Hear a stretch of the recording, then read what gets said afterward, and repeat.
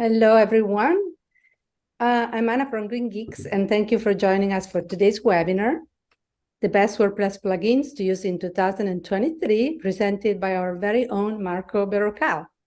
Real quick, I want to say a couple of words for those of you who may not be familiar with us, with GreenGeeks. We're a 300% green energy web hosting provider, which essentially means we put back 3 times the power we consume into the grid in the form of renewable energy.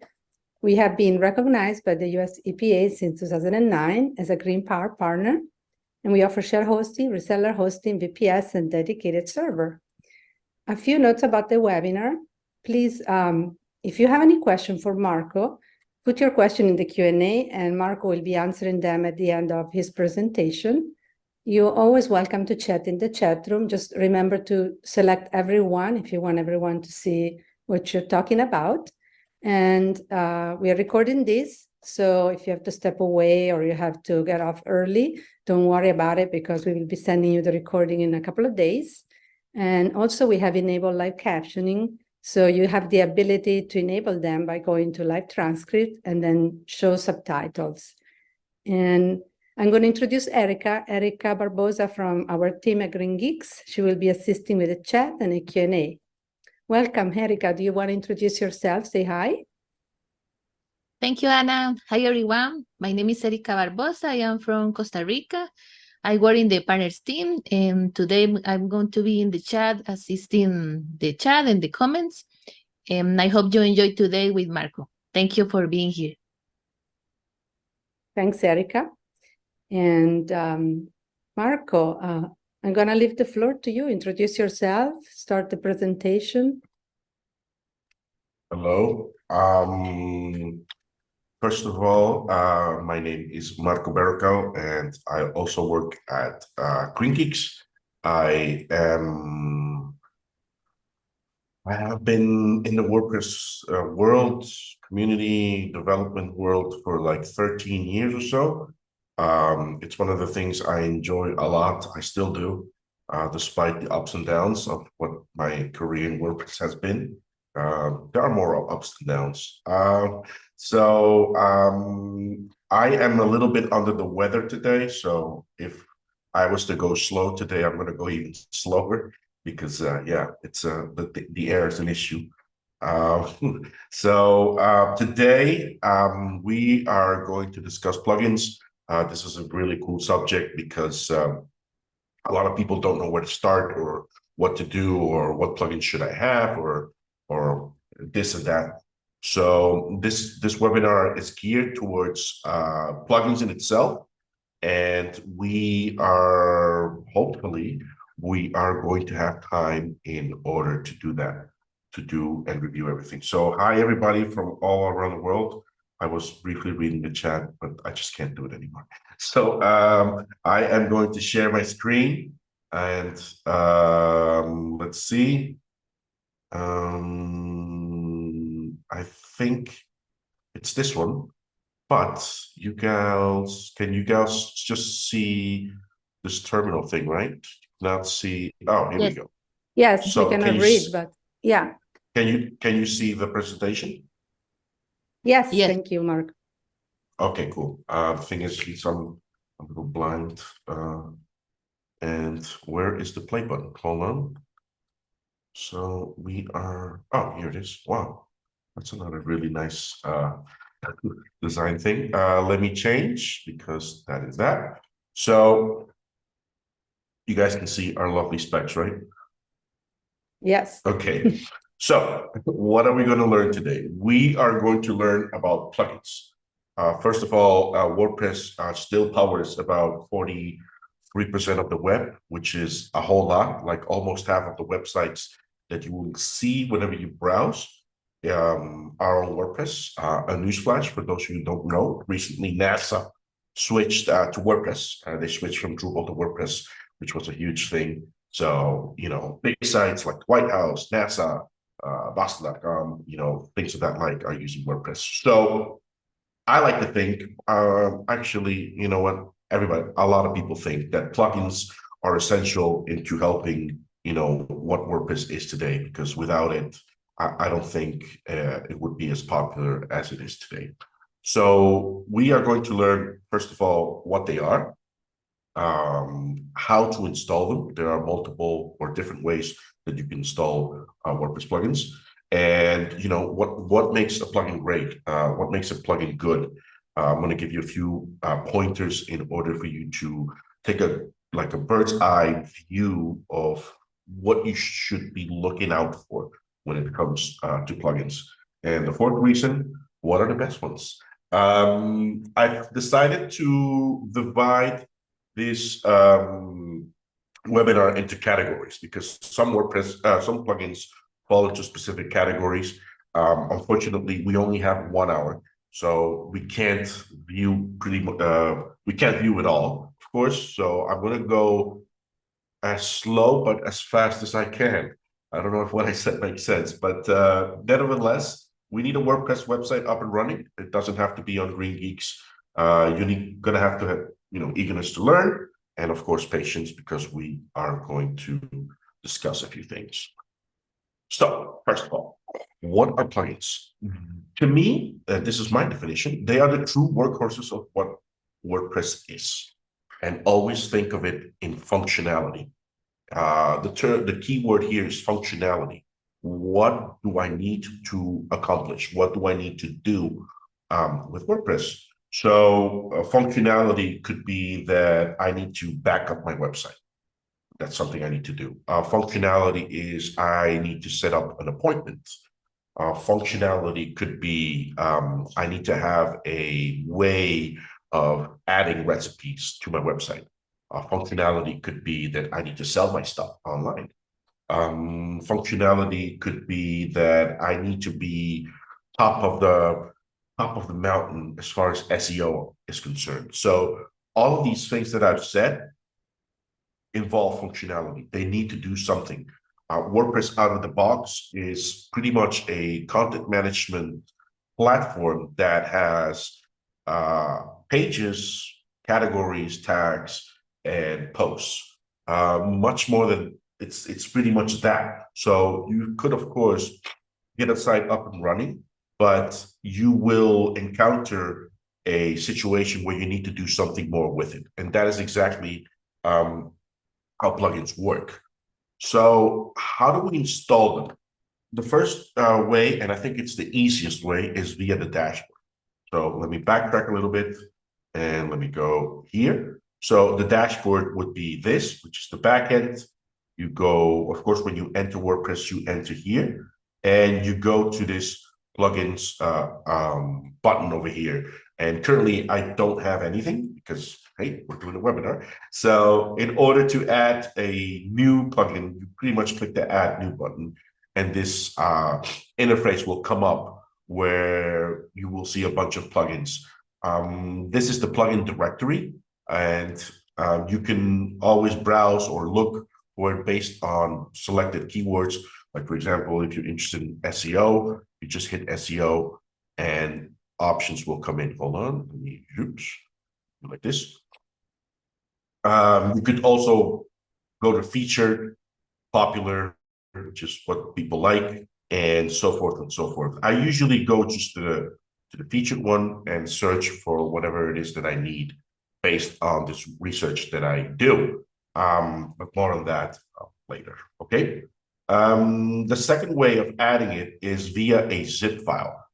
This comes in handy because sometimes the plugin will not be available within the WordPress plugin directory, which is this little guy over here. So for example, if I search for DV, which we will encounter in a bit, you will see that nothing comes up. Nothing related to the plugin itself comes up. And that is because DV doesn't have the plugin available within the directory. So you will have to download the file, the plugin file, into a zip file, and you add it yourself, which is this cool button over here, the upload plugin. You basically hit that, you browse, and you select a zip file, which you would have had downloaded. And from there on, you pretty much upload it, and that is that. I unfortunately don't think I have one, don't have one right now, but the sequence is pretty much the same, and we are going to do it on some of the plugins that we've recommended. So just the browse, you select the zip file that you previously downloaded, and we're going to follow some instructions that will come up with it after you download. The third option, I included it, but I'm not going to show it because I don't want to get too techy, is via FTP. Chances are you are not going to need it, because if you have access to the dashboard, you can either use the plugin directory or a zip file. So why we complicate our lives further? So the FTP is an option. It's an option if you do not have access, like for example, to the dashboard, and you need to upload a plugin in order to test it out. I left the fourth one, which is even here, which is the command line. But again, I don't think it's part of the scope of the this webinar. So people often ask me whenever I'm giving meetups or talks about WordPress, what makes a plugin great? I first of all think that there are no hard and fast rules, but I usually take a look at a few things before I decide as to what to do. So going back into the plugin directory, and let me copy this and paste it in my browser as well. So there we go. Okay, so here we go. So going back into, let's say I want to backup stuff. So I back up. And the first thing I usually take a look is how many stars does the plugin have, both the total amount of stars and the amount of people that have rated it. You can rate plugins within the WordPress directory. And from there on, I usually take a look and see how much it has been favored by people. What do people really think about it? You can hit the more details button, and this will open people giving reviews about the plugin itself. So for those of us who have used Amazon, which is pretty much everybody, I would say, this is like the same system. You have people who have rated it really high, and you have a bunch of people who are not really happy with it. And, you can read about it and you can make your own decision. But I usually go with the good. I'm that type of guy that sees the wall white, not the black stain. So, the stars is a pretty good indicator as to how popular this plugin is. Another thing that's really popular is how many people have actually installed it. The higher the number, the more popular the plugin is. So if we glance over this, we can see that by far, Updraft Plus and Jetpack are the two most popular plugins when it comes to backing up your stuff. So you may be thinking, which one should I use? Which one should I go with?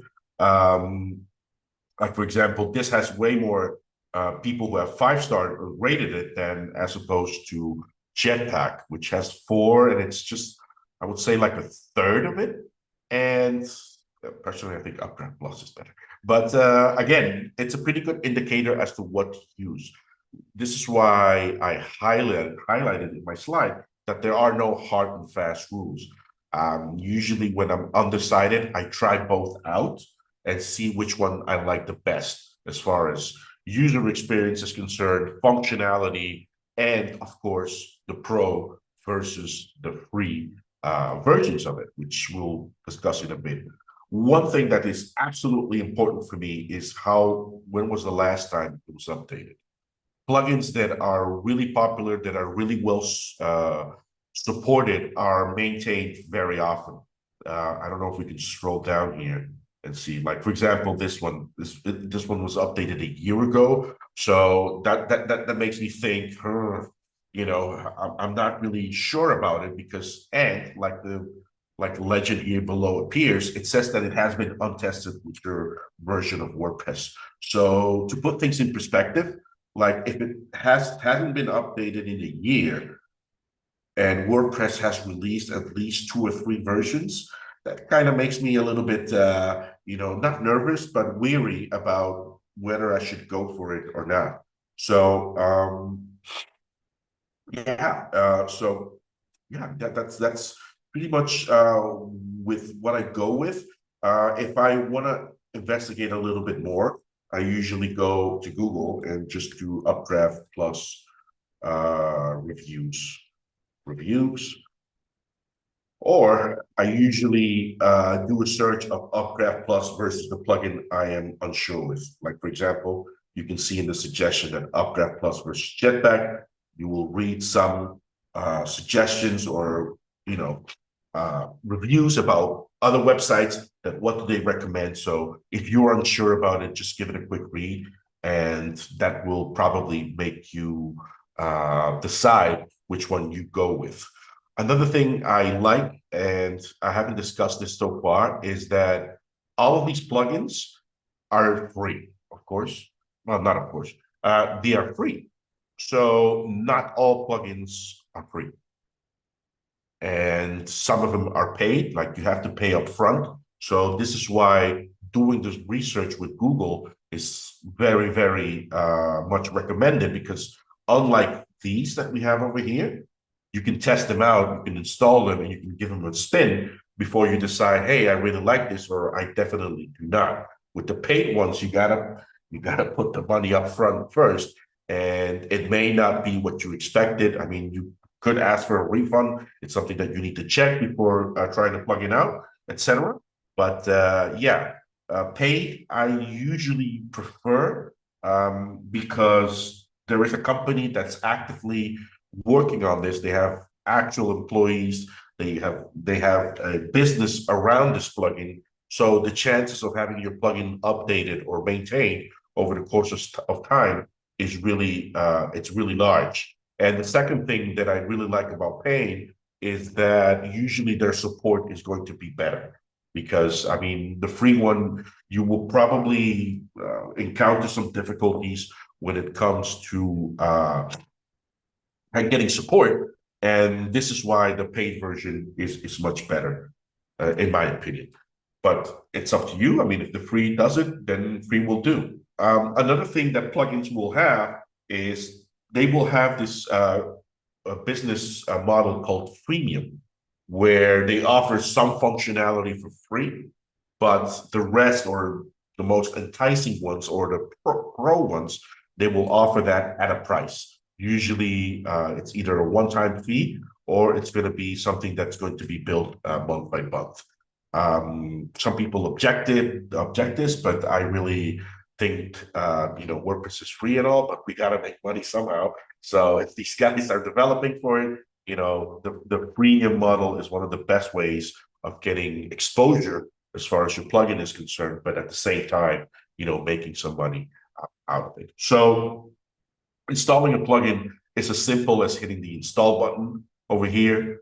It's going to download those files for you, and it's going to put them in your plugins directory. And from there on, you can either hit the button that's called activate over here, or you can just go here and hit the activate button. And once you do, the plugin becomes alive.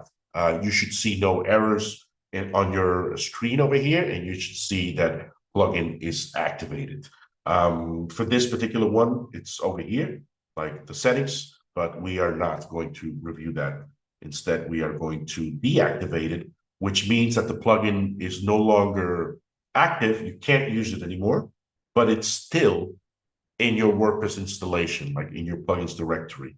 To get rid of it, you have to hit the delete button, and that will also delete it from your WordPress installation. So I recommend doing that whenever you're testing plugins, because I have seen some clients that I worked in the past that they are trying new plugins out, and they have all these plugins that have the same functionality installed, or they have them still in their WordPress directory, because this button deletes it, but it may also do some behind the scenes work in order to get rid of files that it needs in order to operate. So by hitting the delete button, you are pretty much ensuring that it's wiping everything out, both the files itself and some settings that may be up in your database that could later come back to haunt you, because when you start adding plugins and these settings remain in the database, your database is getting bigger, fatter and fatter, and that from a what's the keyword here? That from a performance perspective may not be desirable. So I always recommend deleting it. Delete what you do not use. And that is exactly what we are going to do. So as you can see, installing and using plugins, it's quite simple. And, let's see where we are. We're FTP, there are no hard fast rules. And like I said, premium versus free. I usually like the premium after I do my respective research as to what it does. Okay. So here are a list of plugins that we like. I do have two cautions. The first, make sure that whenever you are fiddling with the plugins, you do not leave two plugins that do the same job. So again, the keyword is functionality here. So if I have a plugin that does security, for example, or it does backups, it's not a good idea to have both of them installed because they may conflict with each other. Sometimes they do, sometimes they do not. You don't know that beforehand because you just don't know because it's two different companies, it's two different it's two different companies doing a functionality that's supposed to be the same. So from a coding perspective, you don't know what they're doing behind the scenes that may cause these plugins to conflict with each other. So it could be that the functionality is simply not present in one of the plugins, but it is on the other one, which is not what you expected, or both of them might not work because they conflict with each other. So if you're keen or interested in using a plugin that's needed for security, always stick with one.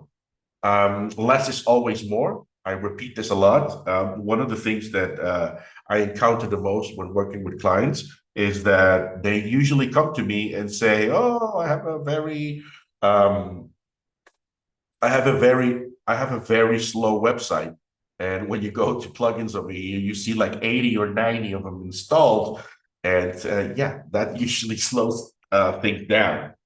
So a lot of plugins on your website could harm your performance because think of it, it's database queries, it's information, it's settings, and that database is getting bigger and bigger and bigger.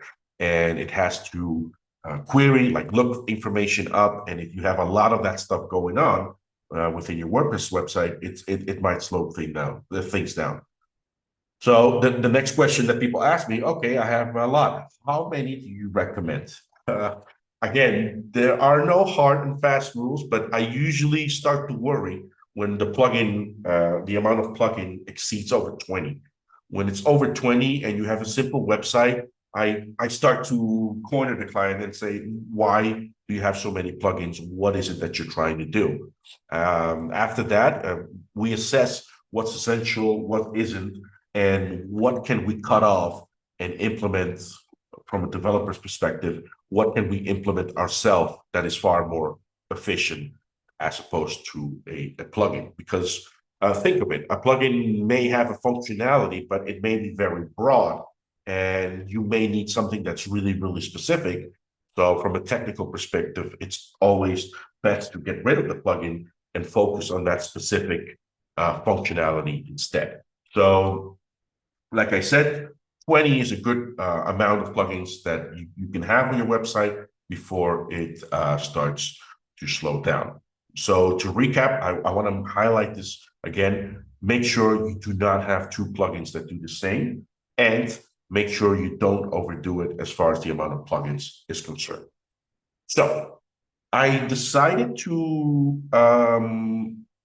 divide this webinar into categories because I think it's easier as far as functionality is concerned. So the first category that we're going to look into is the SEO one, right? There's two plugins that come to mind when it comes to SEO. One is Yoast, and the second is All-in-One SEO. So here are the URLs for them. You can access them if you want via here, or you could download them via the WordPress Active Directory, which leads me to my next thing that I wanted to do. You can download it here, right? You can download it. Let's move it to the desktop. And this is something I wanted to show you that I said I would. remember the upload plugin feature. You go over here, you browse, and this time I will have a zip file. So I'm going to open that zip file and I'm going to install it. And this is going to open a window where it's going to, unzip that file, move it to the WordPress plugins directory, and just put it there and say it has been installed successfully. Now we just need to activate it, and that's that. So that is the second way of doing it, which goes back to the slides that I had over here. So this is item number 2. Item number 3, I'm going to leave out because it's a little too techy. So once it's installed, you have the settings. You can deactivate it, or you can get the premium, which is something that I discussed previously. And Yoast over here has a whole menu item just for them. Now, why is Yoast so popular? That's a really good question. I guess it's because of the features that they offer. That is really, I would say, it's pretty much against the competition. Not everybody has as many features as Yoast has. Usually when we go to WordCamps, they have a lot of people at their booth. It's a tremendous plugin. It started as a basement, like this Yoast guy. His name is Yoast, really. And he started doing this because he wanted to add meta tags and meta descriptions to his WordPress pages. And there was nothing like that back then. So he started that. And next thing he knew, it snowballed into something that has over 5 million installations, 27,000 reviews, and of course it's compatible with our WordPress installation. So as you can see here, we have the Yoast one, and this is the all-in-one SEO, and you can see that it's pretty much half of it. And yeah, I mean, it's huge. So let's review Yoast for a sec. So if we click on here, Yoast will do like a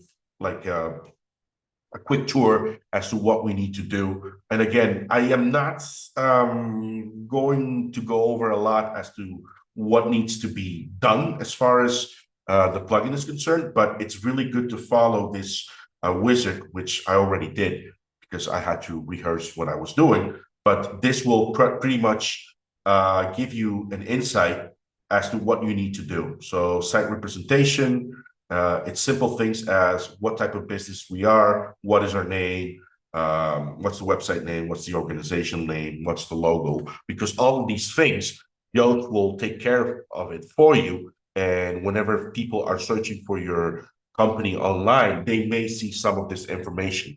Yoast will automatically inject that into your WordPress installation, and it will take care of that for you. So I recommend you following that. Follow this wizard over here that's under general. I do not want to do this, thank you. Social profiles, like what's your Facebook, etc., etc. Personal preferences, let me see what this is.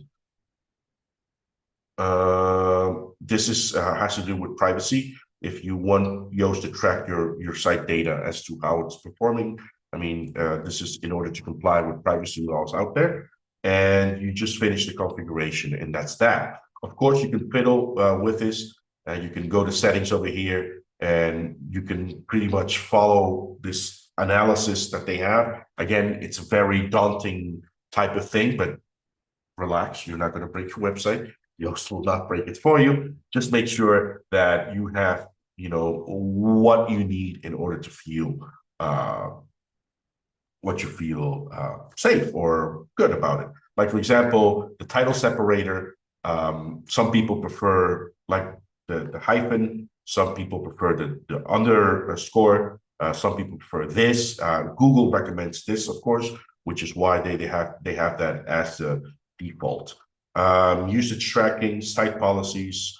I mean, this is all stuff that comes with premium, by the way. And as you can see here, one of the cool features that they have, and that's paid, is the redirects. If you want to redirect your WordPress posts or pages, you're going to have to pay for the premium, or you could find a plugin that will do this for you. There's tons of them out there that can do that for you. Like, for example, let's say you're like, oh, I don't want to pay the premium, the premium probably comes at a price. Let's see how much it costs.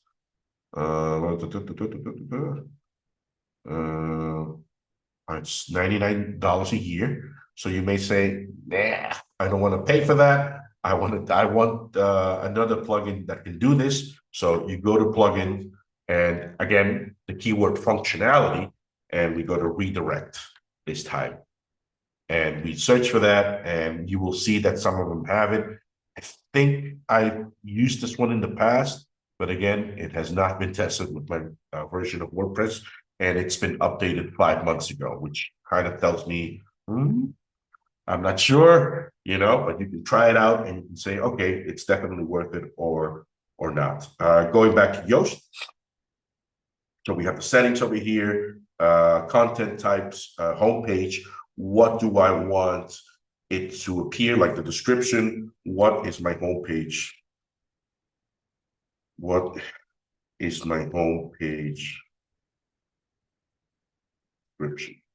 This is a setting that is in place in case you do not have a assigned homepage to your WordPress installation. Because if you go over here and you go to reading, let me open this in a new tab, you see that my homepage currently displays my latest post as opposed to a static page that I can select over here. So if this is the case over here, the information that it grabs from here is what will appear on search engine listings, as opposed to the information that's listed on the page that I specified here.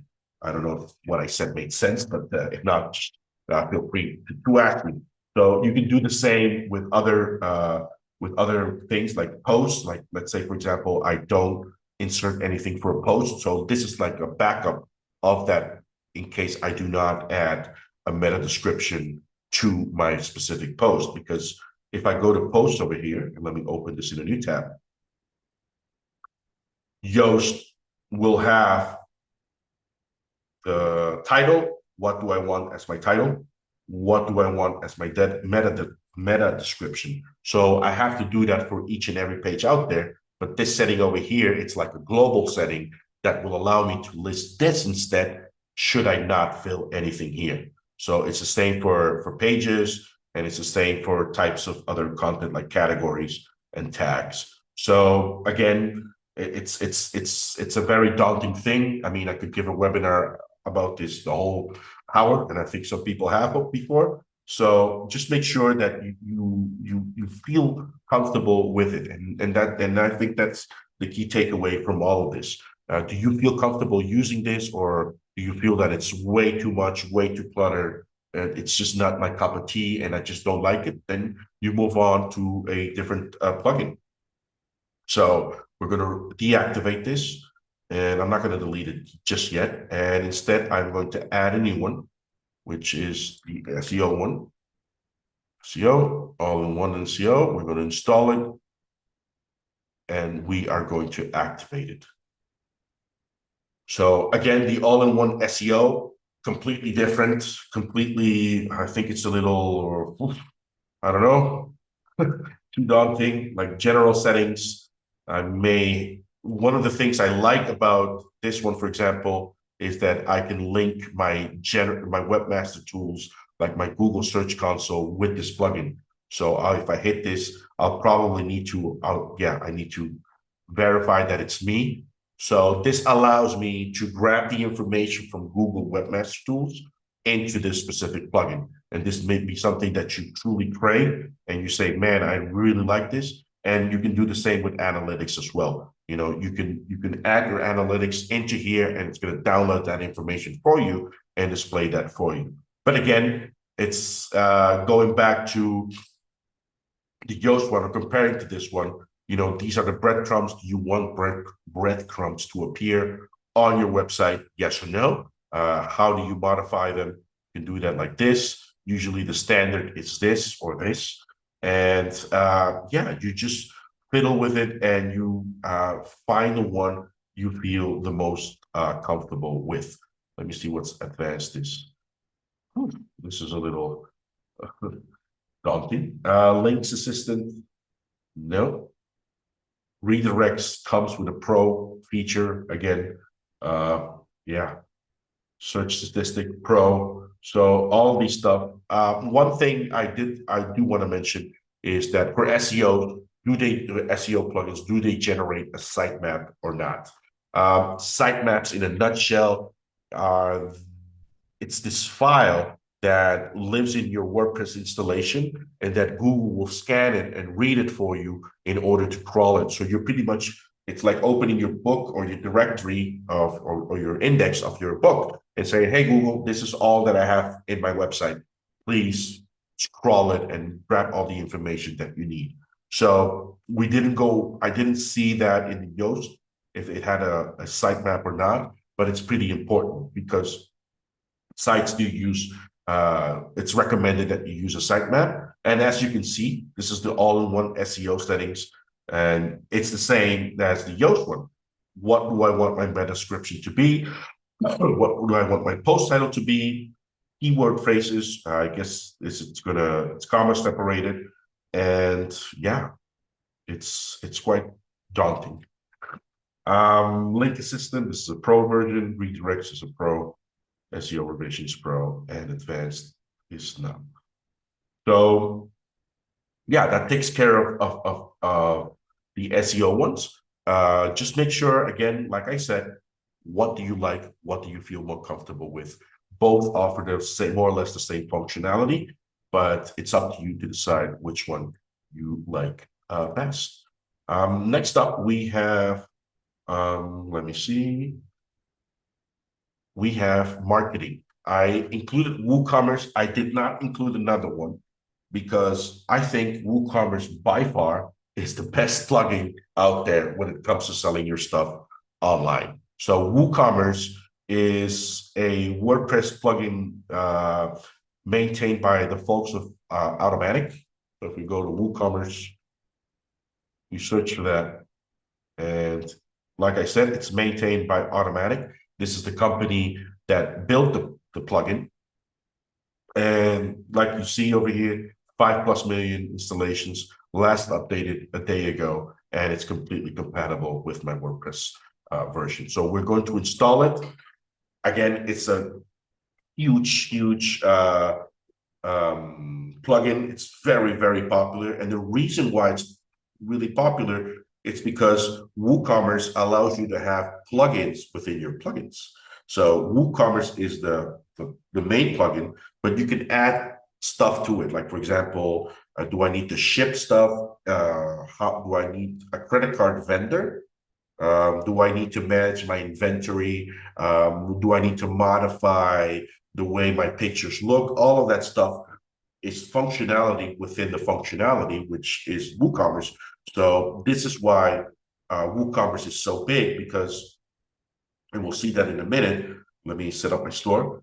I'm just starting my business. I would say education and learning. Wow, you know where I am. And let's do that. And I am going to say no to this. And the reason why I say no to this is because, again, I may have a plugin that does backups, security, and spam protection. And this is why I do not want them to conflict. And it's always good to read the fine letter. I do not want to have something Pinterest related right now. I do not want to send emails out. And I do not want to work with ads just yet. So I'm going to say everything no. And let's do that. And next thing I know, my WordPress, my WooCommerce installation is done. Again, it's telling me to add products, which I do not have, set up payment, which I don't have, taxes, sales, and whatnot. We are not going to do this because, again, I could do a whole webinar about WooCommerce, which is an amazing plugin.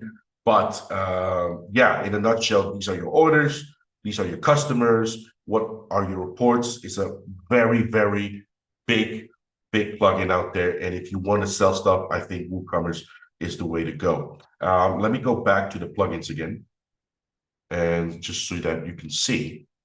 And I'm going to search for WooCommerce again. WooCommerce. And as you can see over here, these are, like, for example, this is done by this guy. This is done by this guy. And this highlights the thing that I previously said about a plugin within a plugin. So this is for free shipping. So if you need to have a plugin that takes care of your shipping for you, this plugin will install on top of WooCommerce and add that functionality for you. Like for example, if you want people to have reviews on your product, this plugin will take care of it, and so forth and so forth. Payment plugins for Stripe, for WooCommerce. This is a plugin that's designed for you to offer ways that people to sell you stuff, and they pay using their credit cards, because out of the box, as you can see over here, let me refresh this. Yeah, this is because the plugin is no longer active, so it's giving me an error. Let's go back here.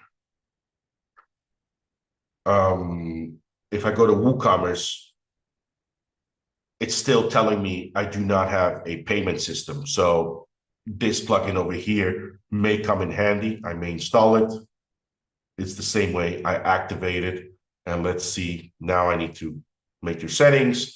Again, these are things that I can't get into much details because they're too specific. But once I have that set up, this flag over here should tell me everything is good to go.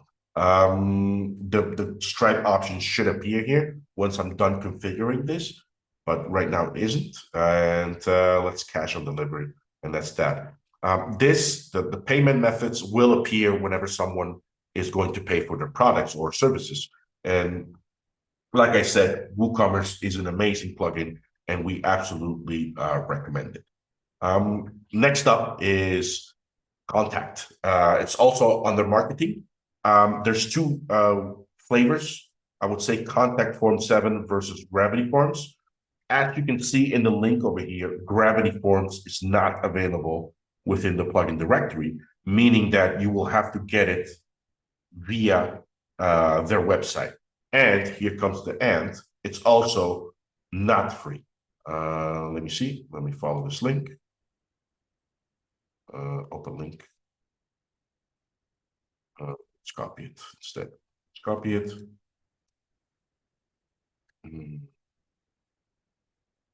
Forms. Oh, I already had it open. So buy now. And as you can see, this is what a basic license costs. For one website, it's $59 a year. But the features that Gravity Forms has is absolutely amazing. It's one of the in one of the projects that I work with. We use it, and it's absolutely fantastic because it allows you to add much more stuff than the free version of Contact Form does. I can't demo this for you, but we're going to do Contact Form instead. But I absolutely recommend Gravity Forms because it's one of the top plugins as far as Contact is concerned. Let's go back into plugins. Let's add a new one. Let's do Contact. And Contact Form 7 comes up. So if you're undecided, again, going back into my previous slides, you can just do Contact Form 7 versus, here you go, Gravity Forms. So this will probably open a website where you can just pretty much read and say, okay, is Gravity Forms the action, the plugin that I'm going to need? So allows you to create powerful forms using intuitive drag and drop builder. And yeah, this is not really helpful. Features, then Gravity. If you're looking for a plugin that don't build forms. Okay.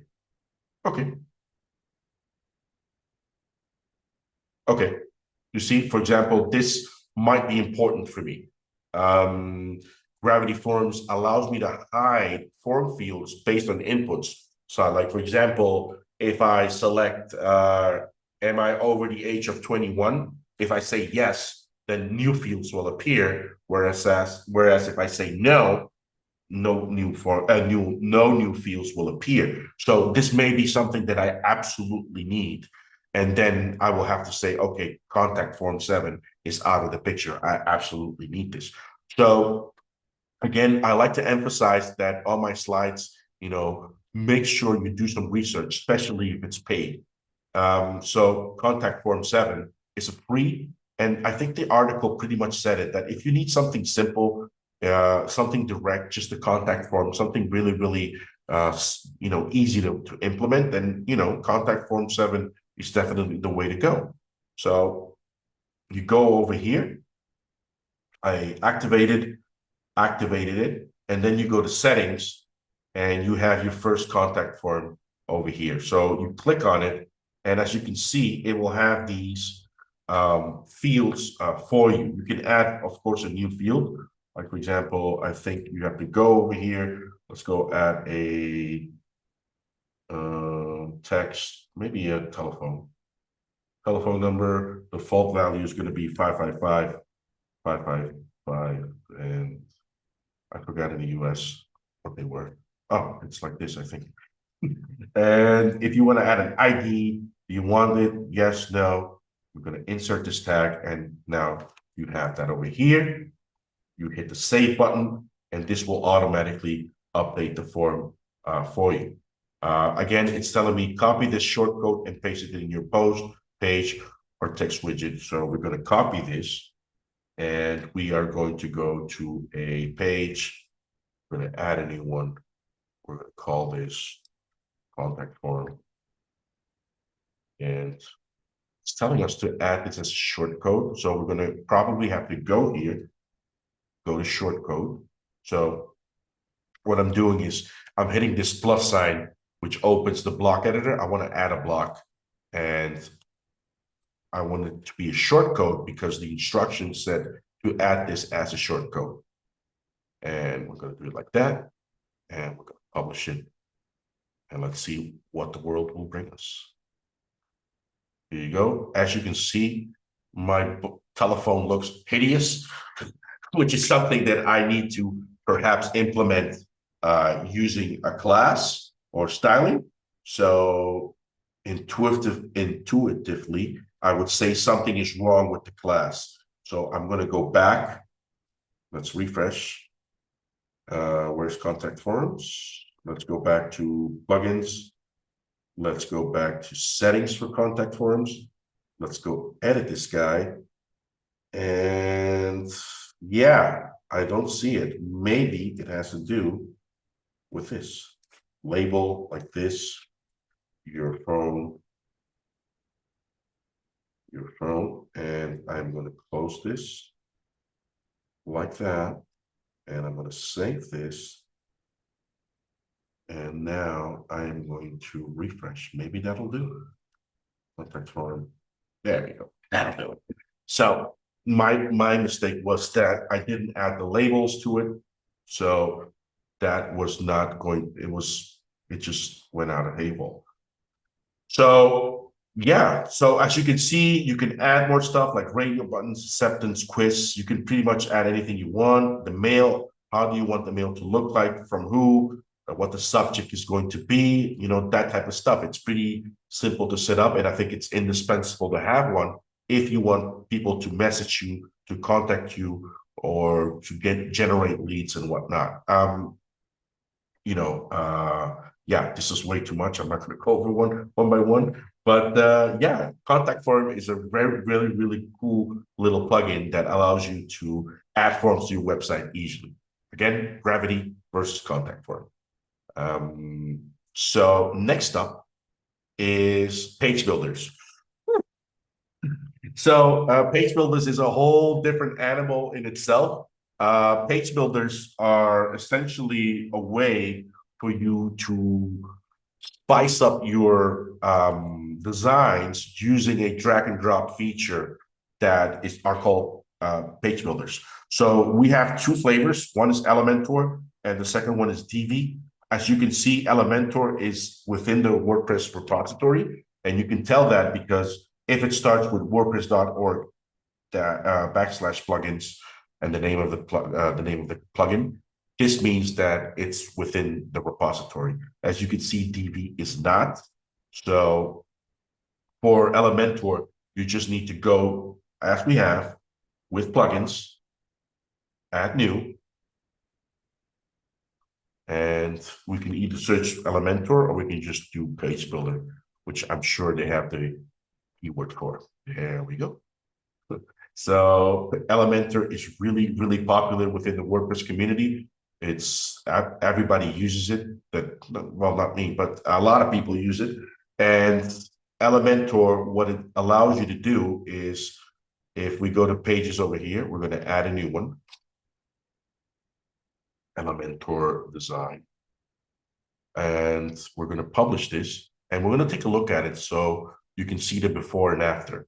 So I just added a page. We click over here and you have this, right? I mean, it's pretty basic. But if I edit this with Elementor, it's going to open a whole different interface, which allows me to do cool stuff. Like, for example, let's do this, 2 columns. And let's do this. Let's do an image over here. And let me replace, we choose one. Let's do Ponte Vecchio in Florence. And here I am going to put a heading, maybe. Yes. Hey guys, this is me designing. And I am going to now go here. It's here, right? Hey.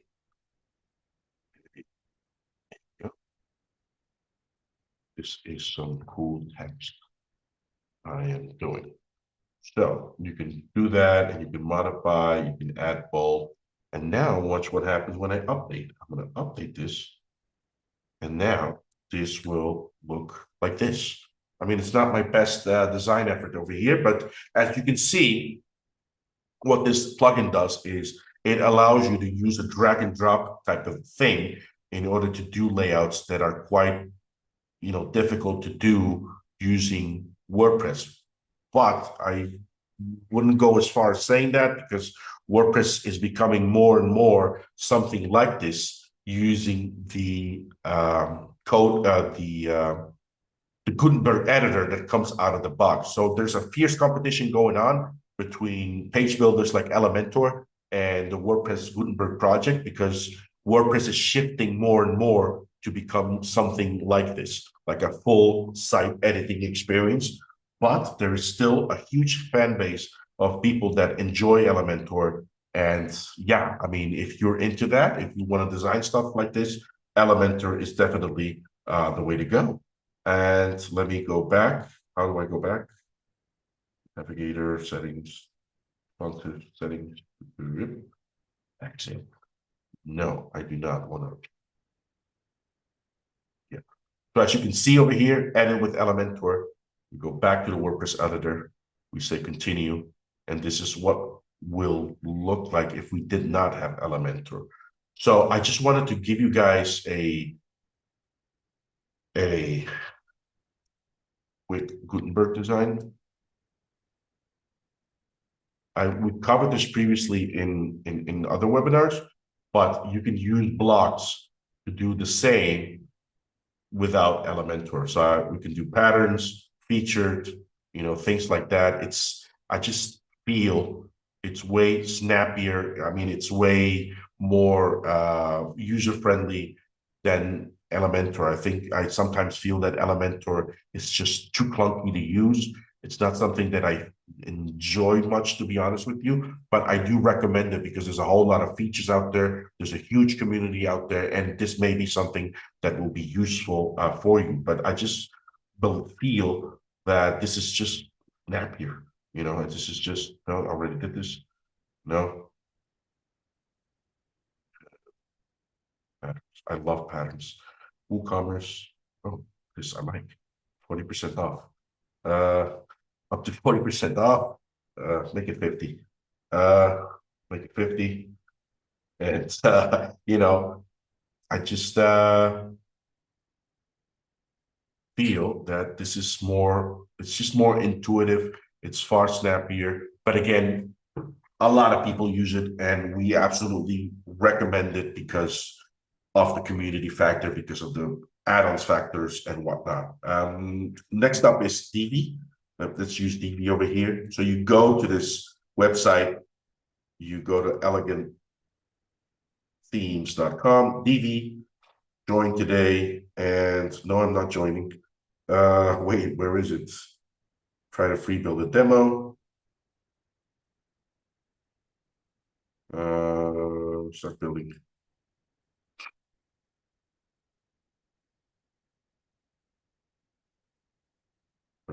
See. Yeah, I want to try it for free. Get Divi today. No. Well, they're not making it nice. So I guess we're gonna have to skip that. I did this yesterday. I don't know why it's not here. It started. And besides, we're time is a factor. So I'm gonna skip that. Performance. So everybody likes fast websites, and so do we. So we have two flavors: Lightspeed Cache versus W3 Total Cache. Those are like the two biggest, one of the two biggest plugins when it comes to performance. So essentially, as far as functionality is concerned, they both take care of performance. They both make your website feel faster. And this is something that people obviously like, because nobody likes to be on a slow website. So this is one of the plugins that I absolutely recommend, either one of them, because having a faster website will definitely help your business. So you may be wondering, am I fast or am I slow? A good way to know is go to Chrome, use Chrome, and hold on. Where do I have my window? Chrome over here.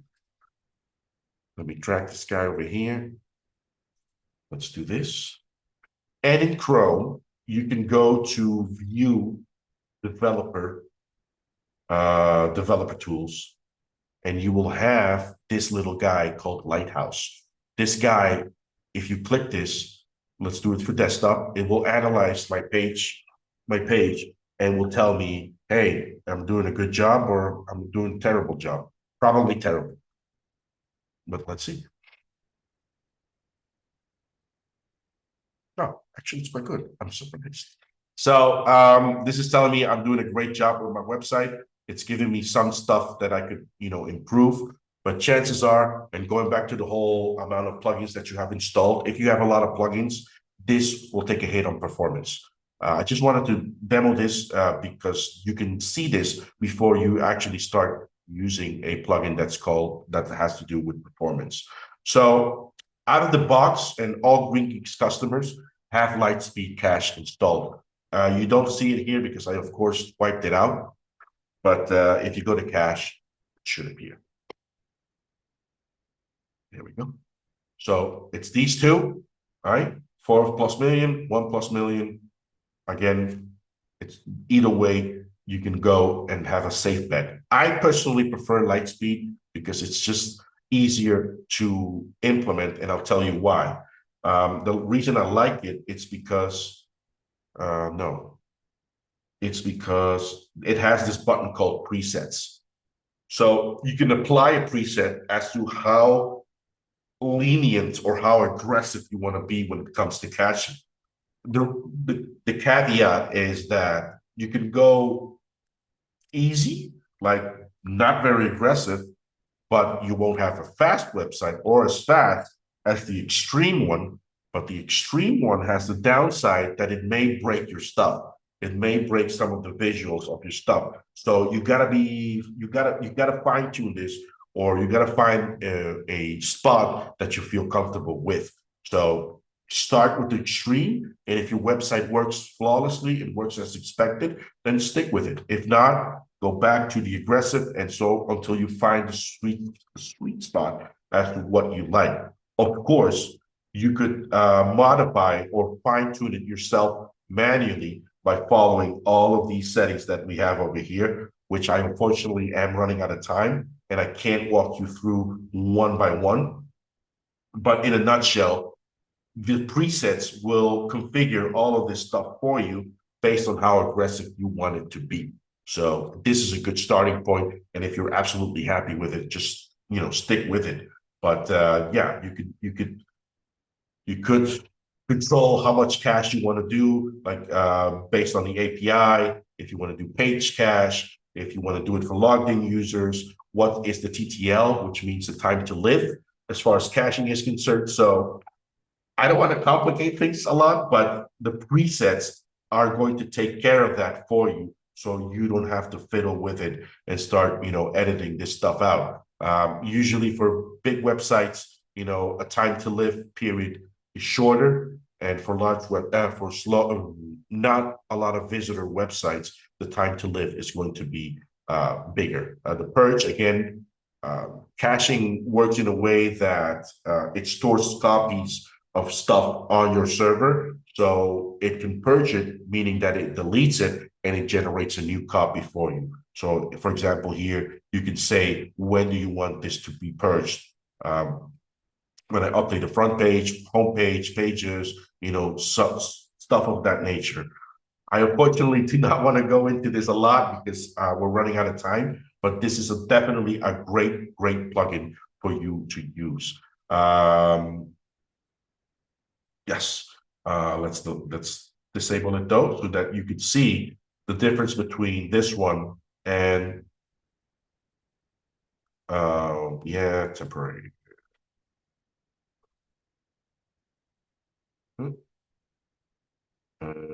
Let's deactivate this and let's leave the rest ones for now. We're going to do cache. And we're going to do this one. I used to use this one until I came to GreenGeeks, and I started using this more. And it's not because I work at GreenGeeks. It's just faster and simpler to use, the Lightspeed one, as opposed to the W3 total cache. Again, you have the settings. And this one, it's different. I'm going to accept this. And again, you're going to have to fiddle with this until you find something that you feel comfortable with. Just by browsing through this, you're going to have to do this manually. So this is why I like the other one, because it has the presets and it's just faster for me to do this. And here you have to do it one by one, and it's just not my thing, unless you know what you're doing. This is going to be a daunting thing for you to do. Whereas the Lightspeed one, it's going to be a set and forget type of thing. So yeah, definitely. Take that into consideration. Next up, we have sliders and galleries. And how many? Oh man, we are running out of time. Anna, how do we look? What do you want to do? Or yeah, go ahead. Just maybe because we have a lot of questions as well. So okay, cool. Try to keep it to maybe 10 more minutes so we can go to the Q&A. Okay, cool. So slider and galleries, people like sliders, people like galleries. These are the two that come up, the meta slider and the Envira photo gallery. So going back to our plugins, we go to add new, we go to sliders.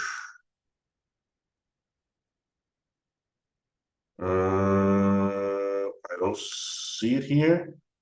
So let's do meta slider.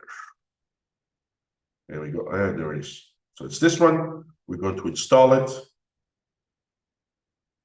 We're going to activate it, and a new setting should appear to my left, which is this one over here. So I am going to select some files, select some cool pictures. My slider. I'm going to open that, and maybe I shouldn't have done so many. Oh, already did. Wow, that's fast. Did it? Okay. Image slideshow, create slideshow. So we're going to create it. And I want to go home. So let me edit this. And it's called meta slideshow. Meta slide. Okay, cool. So I like that. And now, okay, so I added the slides, which is this one I just did, or actually it was this one, but sorry about that. So we're going to use this one, the meta slide. So I had already added some before. And over here, if I click on it, you will see all the pictures that are available for this particular slide. You could, change the order, like drag and drop, which is a really cool feature that I like. And once you are done with it, it saves automatically, which is great. And the really cool thing that I like is that you don't need to copy, things like the shortcode. You could do it, but it's not really mandatory because, and here comes the because, I can go back, I can go to post, I can add a new one, meta slide, and I can add it as a block. If I go over here, type here, and you go to meta, we have it right here. So I have it, and I just need to select one, which is this one over here. And now I hit publish, and lo and behold, I have my slider. Now there's some clunkiness going on as far as the control buttons are concerned. So you may have to fiddle with it in order to get these controls looking good, which is something that you may need to do. For example, let me close this. Let me close this. Like, for example, here, you may have to configure this in order the width or something of that nature in order to make sure that it appears as it should. Yeah, you fiddle with it. Yeah, you fiddle with it in order to make sure that the controls are there in the direction that you need. I mean, you could add some CSS class to do that and whatnot. So Meta Slider is a very, very cool plugin. Let's deactivate this and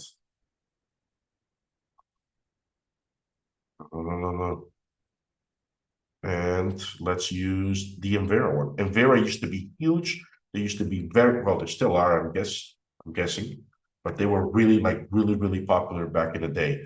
We're going to download this one. We're going to download this one. We're going to move it to my desktop.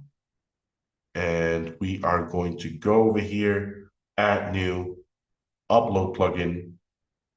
I'm going to browse for it, select Envera, open it, install, and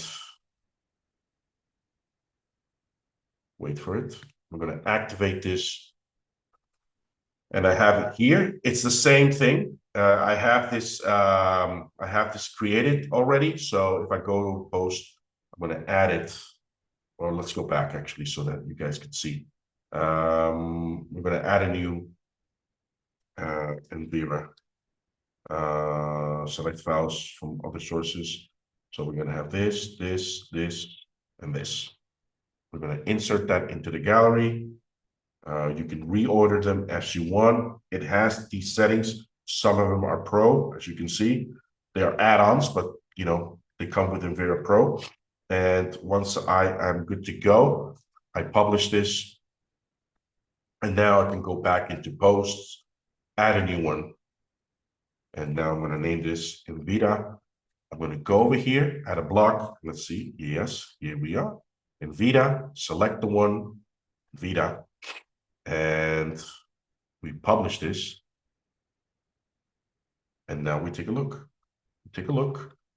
And as you can see, this one is different. This feels more like a carousel as opposed to a slideshow, but this may be what you're looking for and you may be happy with it. So I'm going to move on because time is so thin. So next up is, we already did performance. Next up, security, WP server versus WordFence.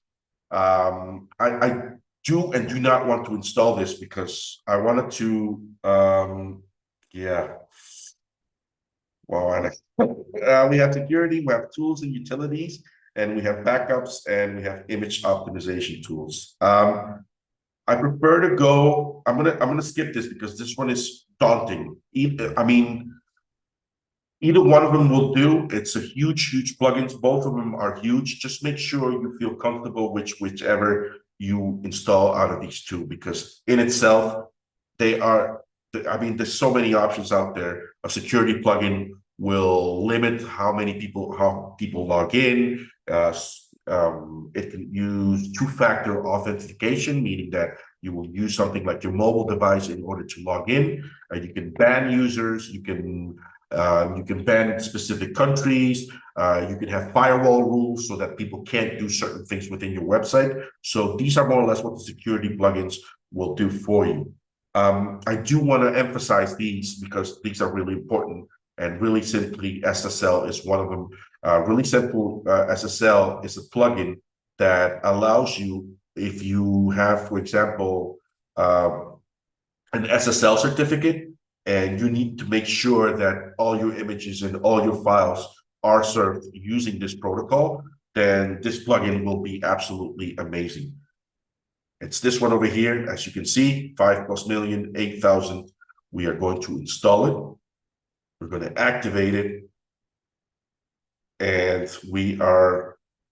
it's going to scan my website to make sure that, all my pages are served using SSL. So it says that it has been detected, but it says that not all the stuff is legit. It's not really good. So I really recommend this. And wait, it's right here.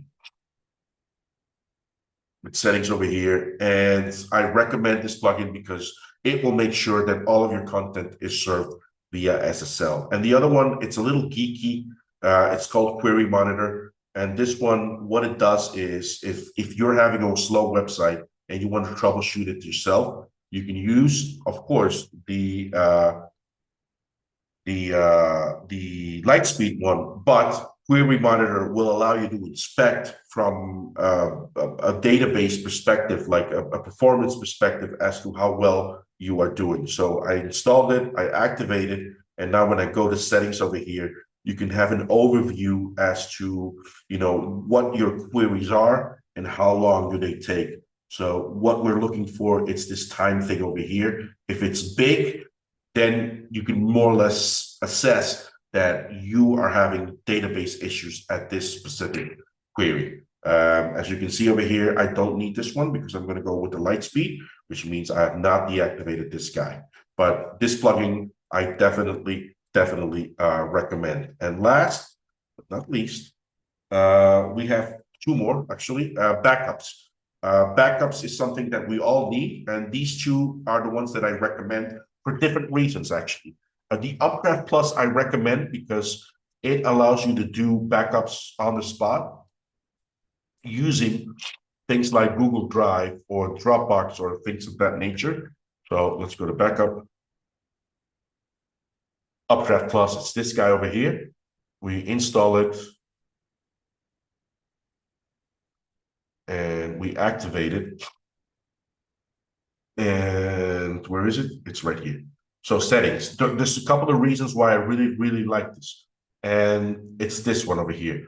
I can set the frequency of my backups and how many should it retain for both my files and database. And here's the cool thing I like.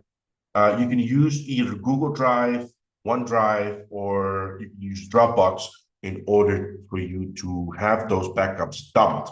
Because one of the key, one of the most important things that you want to do with your backups is that you shouldn't do it where your WordPress website is.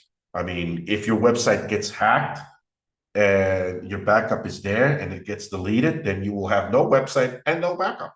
So it's always important to put your backup off-site, meaning somewhere else. So Dropbox, we all have Dropbox, Google Drive, or OneDrive. So it's a cool thing to do in order to have that taken care of for you.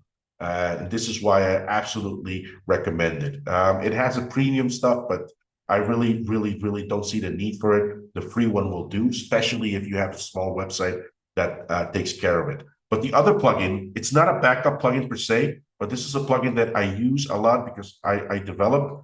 And this plugin, what it does is that it allows you to migrate your website from one place to the other. So let's say you're moving from a hosting provider from A to B. This plugin will allow you to do exactly that. Migrate all of your stuff to it. Let's leave this page. Let's add a new one. Let's upload it, browse, all in one. Let's do. Let's install, activate. And this guy, it's amazing because you can hit this, you do the file, and it will export it for you. So once you have this exported, you will install it on your new website and you import it. Now, the caveat here is that it limits the file size, whether you pay for it or not. If you don't pay for it, I think it's 500 megabytes. And whereas if you pay for it, it's unlimited, of course. But the cool thing about this is that you can migrate from one website to the other. I'm going to stop it because it's way too many files. So I just wanted to emphasize that. And here you can import it. It does have a backup feature, but what I don't like about it is that it doesn't have the frequency kind of thing that Upgrade Plus does, because you're going to have to do this manually yourself. And let's face it, it's not something that I like to do. So I'd rather have it set it and forget it and have it done for me automatically. Last is our image optimization tools. These two are really cool because it allows you to minify or compress your images so that you save space, because sometimes we upload images that are huge. And so these plugins over here, they will compress the files for you. And hold on. They will compress the files for you, which will allow you to save file size and thus allowing your visitors to load your website faster. So image 5 is one of them. It's this guy over here. We're going to install it. I'm going to activate it. And where am I? It's this one over here. We go to settings. And this one is going to need a key, which I have, but we're out of time. But the key is free to use. And once you do that, it will allow you to configure it based on what you need. So again, it compresses images on the spot whenever you upload it, and it allows you to serve images in newer formats. Like, for example, Google uses a format called WebP format. See that over there, WebP format.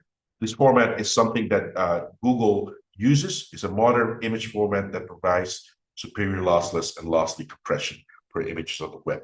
Basically, what it means is that it allows you to serve images that are big in a compression format that it's much faster to use. Like, for example, you have the JPEG that's 43 kilobytes, whereas the WebP equivalent is 29 kilobytes. So that's basically like a third off. And you may think, oh, but it's just a third. But if you start adding images, and especially if they're large, it's going to make a huge difference. I'm sorry, I don't have the key. I do have the key, but I just didn't set it because we're out of time. And the other one was, deactivate this just to make sure. The other one was Smush. Smush.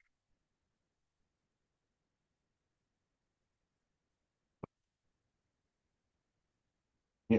Oh, one of the things that they also offer is lazy loading images. Lazy loading basically means that it won't load the image until I scroll to the viewport where the image is. So that, again, saves time because I'm not loading something that I may or may not use. Smush, that's the settings over here. And you see, you have 4 images that need compressing. I can bulk smush them and bulk smush. And let's see how much I saved. Oh, it's giving me errors. So directory smush, lazy load, CDN, local WebP. Again, this is a pro feature, and lazy loading, like I said, it allows me to serve the images whenever it's in the viewport. So that's always good. Let me see the settings. Just no, that's used. That's good. Yeah, And I think we're done. I'm sorry I left the security one, but that alone would have been like 10 more minutes. And with that, I am done. Sorry I had to accelerate Thank you. the ends. Yeah, we're like, I have like a lot of, we don't have any more time, but I'm going to read a couple of the questions. And then for everyone, what Marco is going to do, you're going to answer all the questions and send the answer to everyone. Good idea. Okay, so just really quickly, Ria van der Kien is asking how to deal with plugin conflicts. That's a good question. I Me would too. that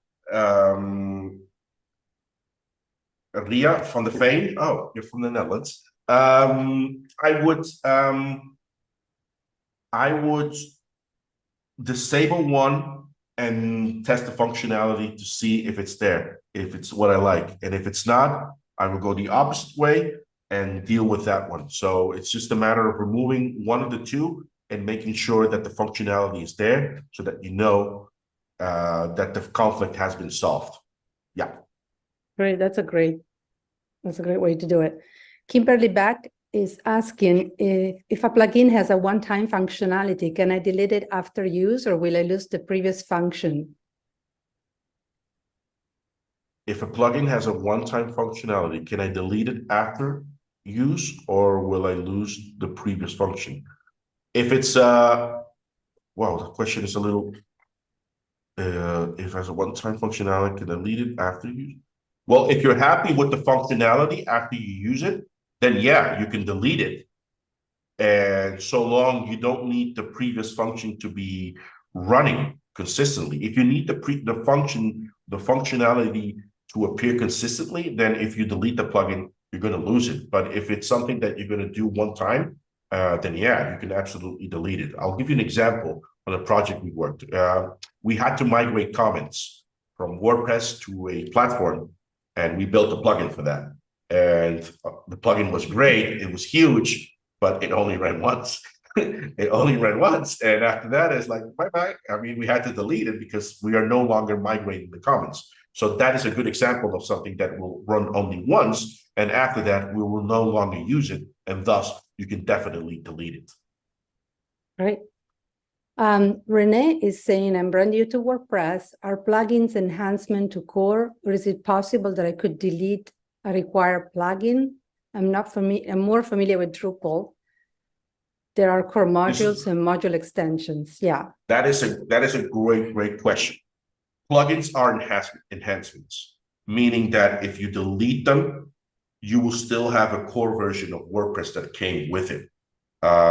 You will never, ever be able to delete a required plugin because WordPress out of the box comes with no plugins. So it is an enhancement. It's a functionality enhancement. Thank you. Berna is asking if you recommend a plugin for spam comments. I will and will not. I will do both. Okay. People, let me share my screen. Okay. I'm going to get a little not gossipy, but one of the plugins that is really popular is called Jetpack. Jetpack is a plugin done by Automatic. It's this guy over here. It's this guy, okay? So Jetpack is a bunch of things. It is a security, backup, speed, and growth. And it also has a commented spam feature. Now, what I don't like, and this is the gossipy part, is that they bundle all this stuff into one. And you may not want all of that stuff. And I just think it's not a nice practice to, add all of that stuff that you may or may not need. It's best for you if you could decide what you want to do with it. So Jetpack might be your solution because you might say, oh, I need all of these. So that's great. But if you do not, then I definitely recommend this one called Akismet. Akismet, I think, is done by Automatic as well. Yeah. And this is bar none, one of the best ones that I've dealt with. You're going to need a key for this one, and you may or may not have to pay for it. I'm not sure. Well, let's find out. You're going to activate this. You need a key. Yeah, you definitely need a key. You need to set up an account with them, and then you're going to have to enter the key for it. And once you do that, I think the plugin is free. I'm not 100% sure, but I definitely recommend it. As you can see, I'm having some spam issues as well. And so it's definitely something to look out for. But yeah. Thanks, Marco. Let's see what else. Do deactivated plugins plug things up as much as active plugins? That's another great question. What do you mean by plug things up? I don't understand. Like, you know, like you were saying that you couldn't have too many plugins on the site. Do they create issues as much as if you have as many deactivated plugins as active? Yes, they might. It depends on, I'm going to get a little, it depends on the moral decision of the company behind it, because they might leave some files specifically in the database in order for you to have them there, even though the plugin has been deactivated. That's why it's always good to delete them, because you could deactivate them, the plugin, but you could reactivate it in the future, and it's going to read those settings, and it's going to recognize that, and it's going to make things easier for you. So when you deactivate them, you may be disabling the plugin, but some core settings, specifically settings, could still be within your database. I don't. Yeah. Because settings over here, these are all. This is all information that gets stored in the database in a different table, and plugins latch onto that table in order to add specific settings to their plugin. So when you deactivate the plugin, these settings may still be there because the plugin developer thought, okay, you're still not done with me, I'm going to leave it there. Yeah. So yes, it's better to deactivate the plugins, to delete them, whether they're deactivated or even if they are deactivated. Really quick, I'm gonna take one last question, then you're gonna maybe reply to everybody separately, like after the webinar. How do you recommend updates to plugins from Mike? That's a good question. Plugins now have this feature. I don't think as to WordPress version, which one it was, but it has this, which we didn't cover. Now that you mention it, it has the enable auto updates. So whenever I click on it, these plugins will automatically update themselves whenever there's a new version available. So some people like this, some people hate it. The reason why people hate it is because it might break their website without them knowing. And other people love it because, hey, it automatically updates stuff for me. So it's less work for me to do. So be careful. Yeah. All right, Marco, I think we're out of time. We have to let everybody go, but we will be answering. You'll be able to take care of these questions after the webinar for everyone. Yeah. Okay, thank you. Yeah. All right. Thank you. Well, thank you, everyone. Thank you for attending, staying till the end. Watch out for upcoming webinars. We have one on website hacking and how to protect yourself. That's going to be a really good one. It will be in September. And Marco will be answering all the questions that were left unanswered as a follow-up after the webinar. And thank you, Erica, for being here till the end. And thank you, Marco, as always. You're welcome. Welcome. Thank you, everyone. We will see everyone soon. Thank you. Bye-bye. Bye. Bye-bye. Bye. Bye.